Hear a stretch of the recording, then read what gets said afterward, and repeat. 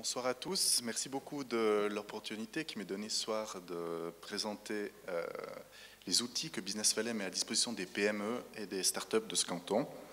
Peut-être avant de rentrer dans le vif du sujet, je pense que c'est peut-être utile de revenir en quelques mots sur ce qu'est Business Valley, ou peut-être de le rappeler pour ceux d'entre vous qui n'en ont peut-être jamais entendu parler. Business Valley, en fait, c'est simplement le nom que porte la promotion économique de ce canton depuis 2008. Donc la promotion économique a été organisée sous forme d'une structure unique qui regroupe des partenaires, qui soient publics ou privés, et qui travaillent ensemble. Le principe qui a été souhaité, c'est de mettre vraiment le client, que ce soit un client privé ou une entreprise, au centre des préoccupations. L'idée, ce n'est pas que la personne ou l'entreprise doive aller frapper à X porte, à X guichet pour avoir les renseignements dont elle a besoin.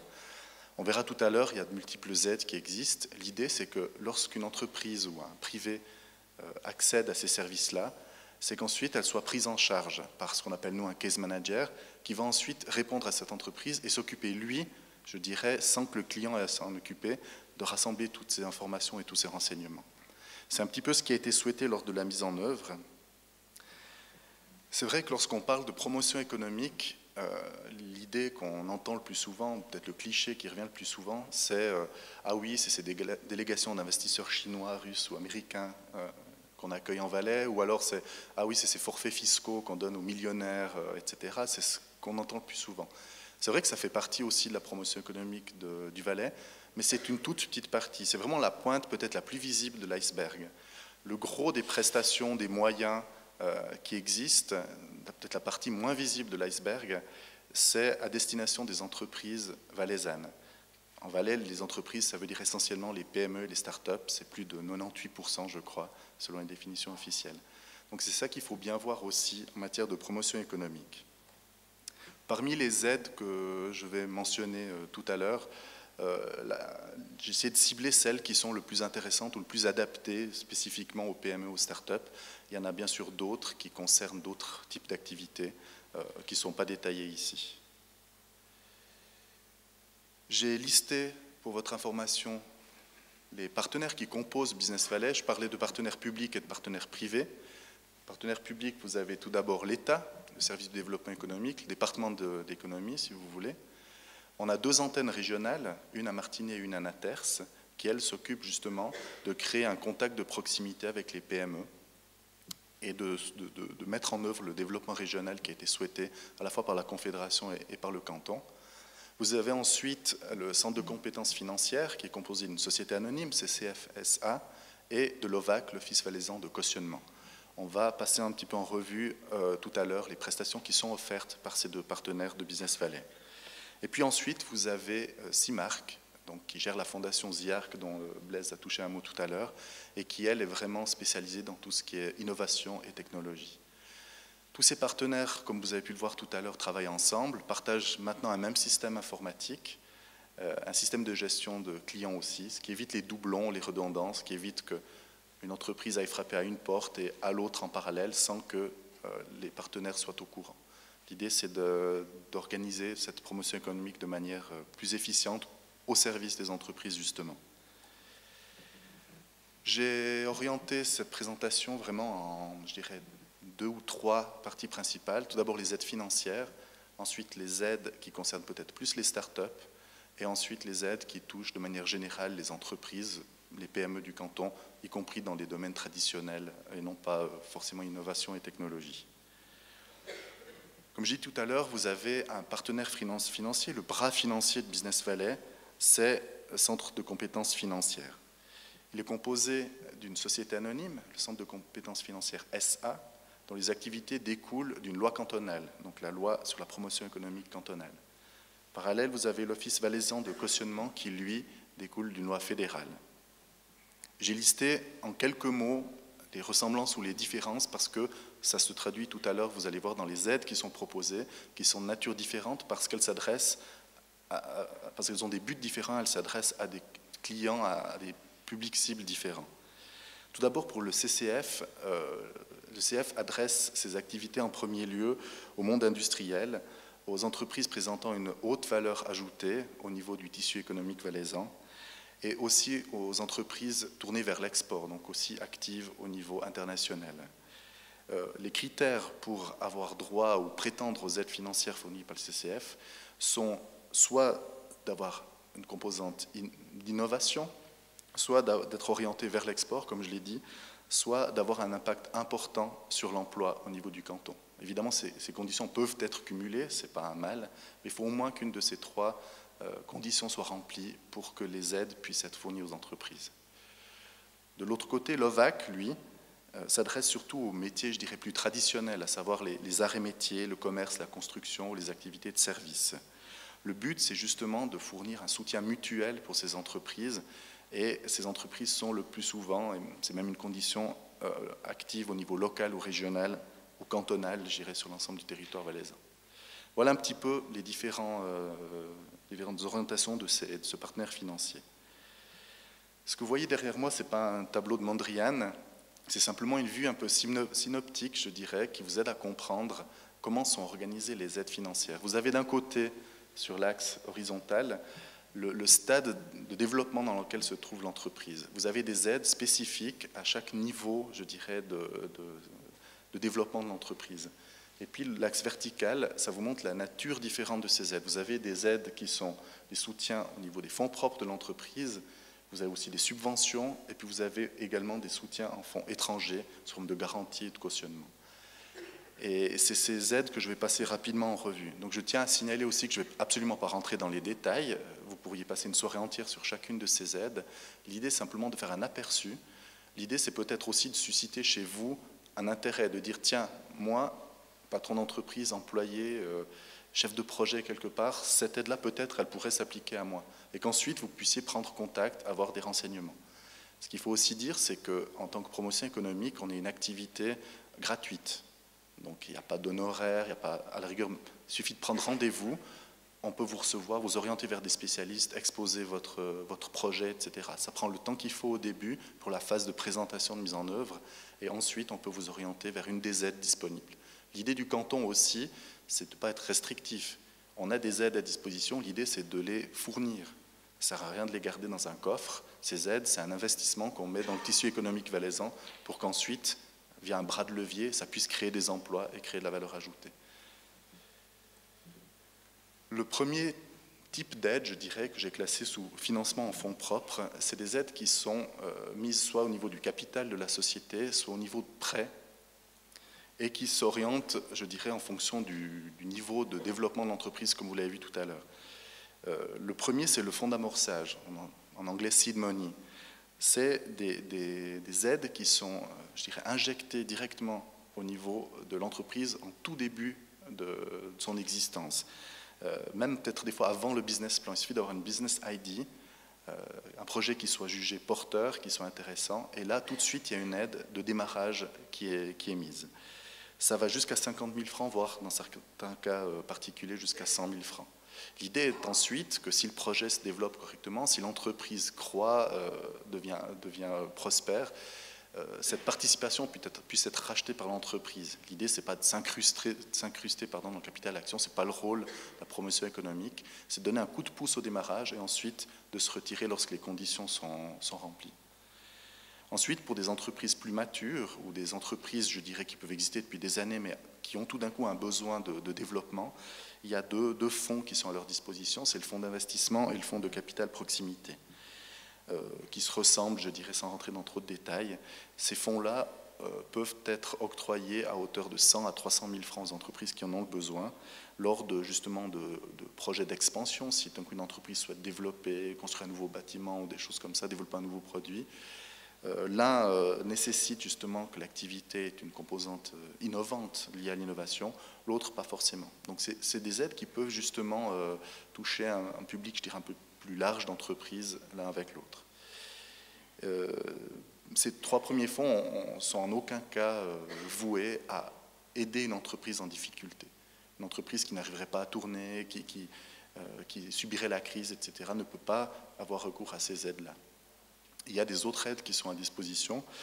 Une qui a été mise en place assez récemment par le canton, c'est un fonds de soutien qui découle du programme de soutien à l'économie que le canton a mis en place, je crois que c'était en 2009, pour une durée limitée. L'idée, c'est justement d'aider les entreprises qui ont peut-être des problèmes passagers de liquidité liés justement à un carnet de commandes qui n'est pas rempli, à un problème conjoncturel ou des choses comme ça. Donc là, c'est aussi des montants qui vont de 100 à 300 000 francs, et puis qui aident en priorité les entreprises exportatrices. L'idée aussi peut-être, vous l'avez sûrement compris, d'aider en priorité les entreprises qui sont innovantes ou qui sont tournées vers l'export, c'est d'éviter de fausser la concurrence, je dirais, au niveau du tissu économique. On ne peut pas donner des subventions ou des aides ou des coups de pouce à des entreprises qui risqueraient ensuite de mettre d'autres entreprises en difficulté parce qu'elles auraient un avantage. Donc là, l'idée, c'est vraiment d'aider les entreprises qui ne portent pas une concurrence directe à leurs collègues au sein du tissu économique. À part le financement en fonds propres, il y a le financement en fonds étrangers, c'est-à-dire ce qui constitue les garanties ou des formes de cautionnement. Là aussi, il y en a plusieurs types. Vous avez premièrement le cautionnement qui sont liés aux activités soutenues par les entreprises cibles du Centre de compétences financières SA, à savoir des cautionnements pour obtenir des crédits bancaires, des leasings ou des garanties de restitution d'acompte. Vous voyez que ces montants peuvent être importants, ça peut aller jusqu'à 2 millions de francs. Et puis, avec des durées qui s'échelonnent entre 5 et 8 ans. De nouveau, là, c'est du cas par cas. Ça doit se passer au moment opportun. L'OVAC a aussi des formes de cautionnement pour les entreprises, comme j'ai dit tout à l'heure, du domaine traditionnel qui sont actives en Valais, afin de pouvoir aussi obtenir des crédits bancaires. Le montant va aussi jusqu'à 500 000 francs, ce qui est important. Et puis, une durée un petit peu plus élevée, puisqu'elle peut aller jusqu'au maximum à 10 ans. Et puis ensuite, un cas particulier, mais qui est une des aides qui est la plus courante, je dirais, parce qu'il y a plus de 1000 ou presque 1200 dossiers traités ou acceptés par année, c'est les fameuses garanties de construction de l'OVAC. Comme leur nom l'indique, c'est des garanties qui aident les entreprises actives dans le domaine de la construction et qui leur permettent justement d'éviter d'avoir à immobiliser certaines liquidités. Typiquement, lorsque vous avez une entreprise qui construit un bâtiment, pour pas qu'il y ait 10 ou je ne sais combien de pourcents de liquidités qui soient bloquées jusqu'à la fin de la garantie, par exemple, jusqu'à la remise du bâtiment, il y a ces garanties qui ont été mises en œuvre, ce qui permet à l'entreprise qui fournit la prestation de disposer de l'entier de ces liquidités. Donc là, effectivement, en fonction je dirais, de la durée du projet, que ce soit au niveau de l'adjudication, de la remise des clés par exemple, ou bien de la fin de la période de garantie, vous avez différents types de garanties qui existent, je ne vais pas rentrer dans les détails, restitution d'acompte, garantie de bonne exécution ou bien cautionnement solidaire, qui permet justement d'éviter que de l'argent dorme quelque part parce qu'il est bloqué sous forme de garantie. Cette garantie est fournie par le canton. Comme je l'ai dit, c'est plus de 20 millions de francs, je crois, qui sont engagés chaque année pour à peu près 1200 projets. Donc c'est vraiment quelque chose qui est déjà bien utilisé. Puis ensuite, la dernière partie, c'est peut-être ce qui est le plus intéressant finalement, c'est les subventions. J'ai mis entre parenthèses à fonds perdus parce que subvention, c'est quelque chose qui est donné. Pas besoin de le rendre, pas besoin de le racheter, etc. Il y a plusieurs types d'aides qui existent aussi. La première, c'est le cofinancement de mandats de conseil. Comme son nom l'indique, c'est la réalisation d'un mandat par un consultant externe, typiquement pour faire une étude de marché ou de faisabilité, que ce soit pour l'industrialisation d'une nouvelle chaîne de production, par exemple, ou pour des études en matière de propriété intellectuelle. Donc là, la subvention qui est donnée peut aller jusqu'au maximum 50% du coût du mandat, et puis avec un maximum de 50 000 francs. Vous avez aussi le cofinancement de participation à des foires spécialisées. Typiquement, là aussi, ça permet de rembourser certains frais liés à une participation à des foires spécialisées. Donc, quand je dis foires spécialisées, ce n'est pas le salon de l'auto ou Sion Expo, on est bien d'accord. C'est dans des domaines de pointe où là, certains voudraient qu'on subventionne aussi la participation à Sion Expo, peut-être plus tard. Mais là, c'est vraiment quelque chose de spécialisé dans des domaines de pointe. Ça permet aussi à l'entreprise de se profiler et puis d'avoir de nouveaux marchés. La prise en charge d'intérêts, c'est aussi quelque chose qui est bien connu. Ça permet justement de prendre en charge certains crédits bancaires ou de leasing lors d'investissements. Ça permet aussi d'alléger, je dirais, les charges de l'entreprise. Là aussi, c'est des périodes plutôt courtes avec des plafonds qui sont mis. Mais c'est des choses qui sont données à l'entreprise si elle remplit les critères. Et puis, il y a de nouveaux types de subventions qui ont été créés aussi tout récemment. Le premier, c'est le cofinancement de certifications spécialisées. Un petit peu comme les foires, c'est le mot spécialisé là-dedans qui est important. On ne va pas cofinancer une entreprise qui souhaiterait se faire certifier Valais Excellence, ISO 9000 ou 14000. Ça, c'est des standards. C'est vraiment dans des cas, dans des domaines de pointe où une certification est nécessaire pour la commercialisation d'un produit. Souvent, ces certifications spécialisées coûtent affreusement cher parce qu'il faut réaliser des prototypes. Typiquement, je ne sais pas, vous produisez un médicament, vous avez X batteries de tests, de certification à devoir passer avec des études, etc., avant de pouvoir commercialiser votre produit. Donc là, ça s'adresse à ce genre de demande. Et puis une autre aide qui a été développée avec le Fonds de soutien à l'économie, c'est le cofinancement de projets en recherche et développement interne. L'idée de base, c'est en période de crise, plutôt que de voir une entreprise mettre des employés en horaire réduit, ou au pire encore les licencier, c'est de temporairement fournir des liquidités à l'entreprise pour utiliser certaines ressources propres à l'entreprise de manière interne à des projets de recherche et de développement. L'idée, c'est, en période de crise, ce n'est pas des choses qui s'éternisent, c'est des périodes plutôt courtes. C'est des aides qui sont aussi intéressantes, ça va de 50 000 francs jusqu'à un plafond de 300 000 francs ou 15% de la masse salariale de l'entreprise. L'idée, c'est que le Centre de compétences financières octroie un prêt qui est ensuite abandonné lorsque les projets sont réalisés. Ces projets, c'est typiquement la recherche et développement, quoi. Développer un nouveau produit, un nouveau marché, mais pas forcément au niveau du produit, ça peut être aussi optimiser les processus de l'entreprise, restructurer l'entreprise, peut-être des choses que des fois on reporte à plus tard et qui sont intéressantes de faire à un moment où on a des gens disponibles parce que les carnets de commandes aussi sont un petit peu à la baisse. Voilà un petit peu pour les aides financières qui sont proposées par le Centre de compétences financières. Vous en avez d'autres qui existent aussi, qui sont proposées directement par le canton. On parlait des allègements fiscaux. C'est des choses qui existent et ça ne concerne pas uniquement les entreprises étrangères qui viennent ici ou des personnes physiques, ça concerne aussi les entreprises du canton. Lorsqu'il y a des développements stratégiques, des réorientations de produits, développement de produits innovants, il est possible de faire une demande d'exonération fiscale ou d'allègements fiscaux. Évidemment, c'est le Conseil d'État qui prend une décision au cas par cas, ce n'est pas un automatisme qui est octroyé. Et puis aussi, ça c'est vraiment très important, vous imaginez bien, c'est que les entreprises qui en bénéficient doivent prouver qu'elles ne font pas concurrence à une autre entreprise. On ne doit pas avantager une entreprise en lui allégeant ses charges fiscales par rapport aux autres. Ça peut être intéressant parce que ça touche le bénéfice de l'entreprise, ça touche aussi l'impôt sur le capital ou même l'impôt foncier que paierait cette entreprise. Et puis il y a aussi des aides qui sont, je dirais, apportées pour l'abaissement du prix des terrains et des immeubles.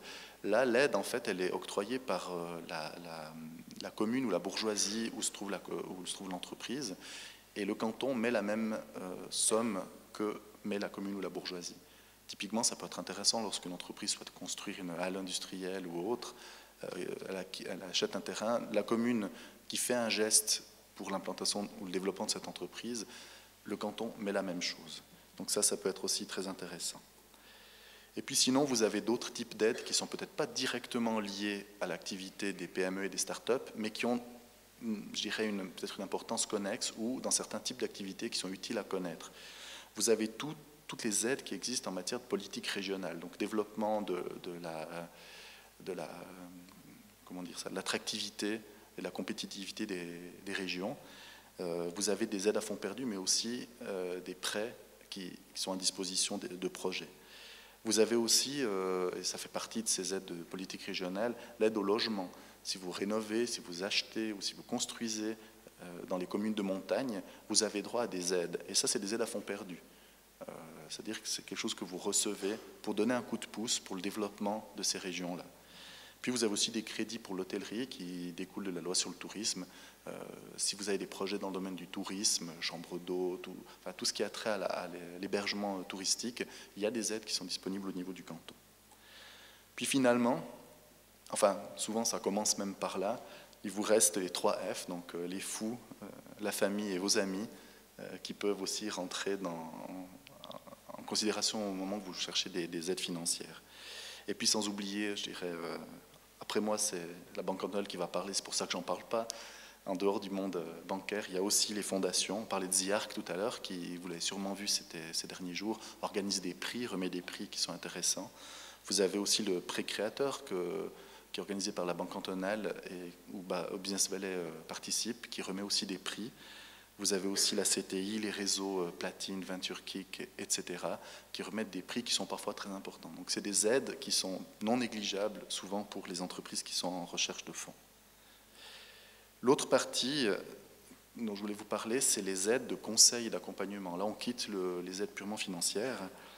Vous avez l'aide à la création d'entreprises. Donc là, typiquement, pour les startups, vous avez la fondation ZIAR qui existe et qui offre plusieurs types de services, dont du coaching qui est adapté aux besoins du projet pour stimuler les nouveaux entrepreneurs à valoriser leurs projets, justement. L'idée, c'est de les accompagner, de les aider.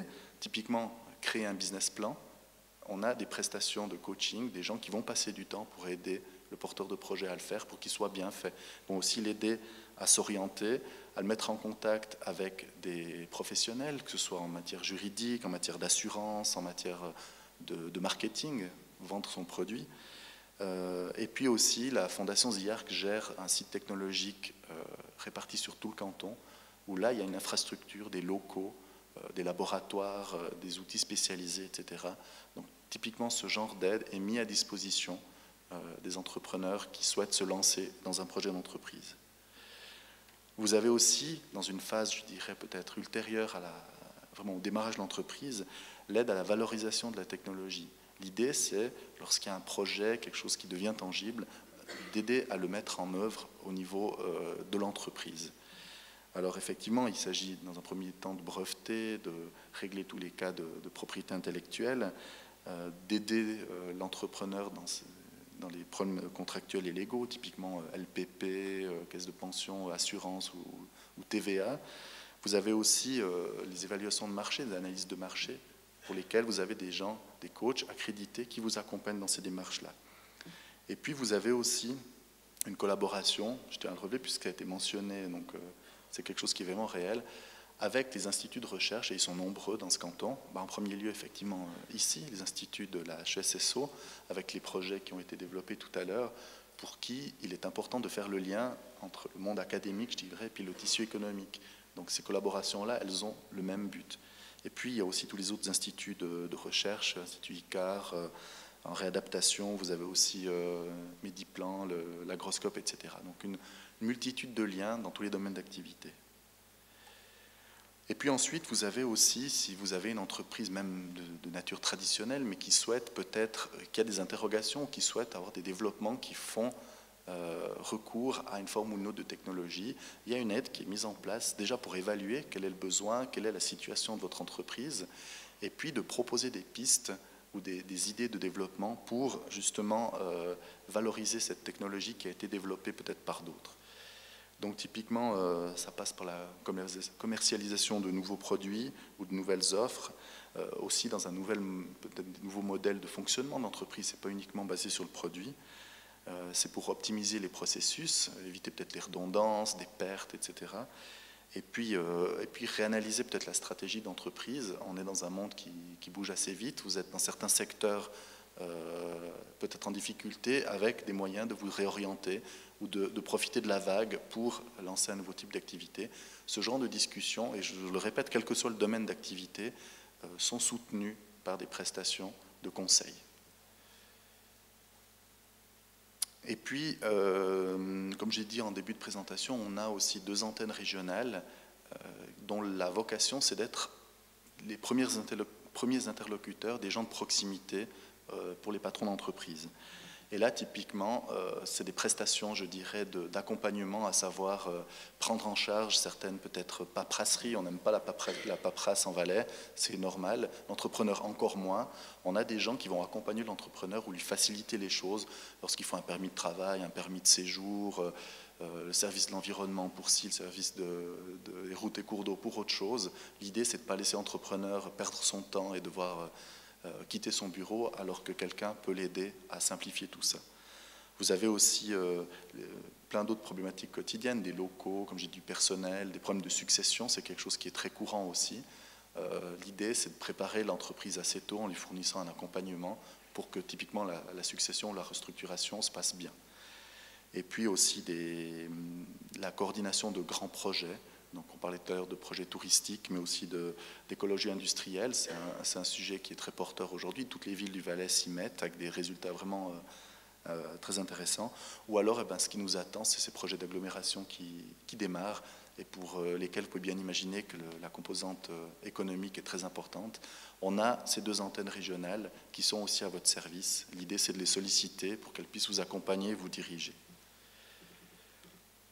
Moi, j'en ai terminé. Si vous avez de l'intérêt pour ce qui a été présenté, on reste bien entendu à disposition. À l'entrée, ou plutôt à la sortie, quand vous partirez, il y a une petite documentation. J'ai mis aussi un rapport annuel qui présente un petit peu en chiffres ce que je vous ai présenté là très rapidement. Et puis, vous avez les coordonnées, donc vous savez qu'on est à disposition. Je vous remercie de votre attention et je vous souhaite une bonne fin de soirée. Merci.